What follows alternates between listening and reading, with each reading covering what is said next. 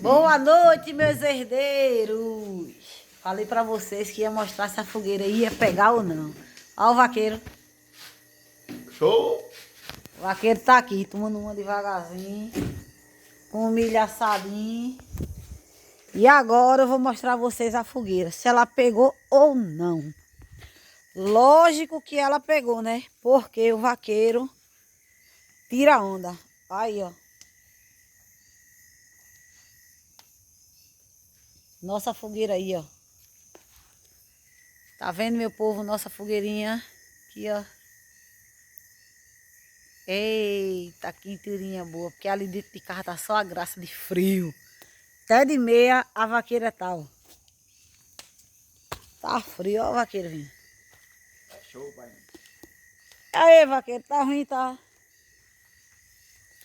Olha. Foguinho desse.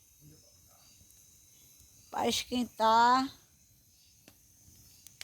Olha. Aí a gente volta a 1900 antigamente. Eu fiz uma fogueirinha. Como é o resto? Uma noite de forró, nem eu mesmo sei mais. Só a graça.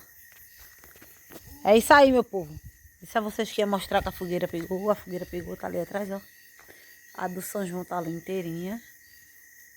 E a gente tá por aqui, curtindo o dia dos namorados.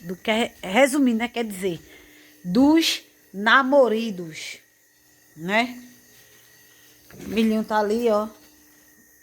O vaqueiro vem aí, ó. Cadê o milho, vaqueiro? Eita. Esse deu nome, viu? Bota logo passar esse lado aí que eu tô a fim de encher o bucho com ele. Cheiro, meu povo. Que Deus abençoe. Dê livramento na terra. E a gente vai aproveitar aqui a nossa noite. Cheiro.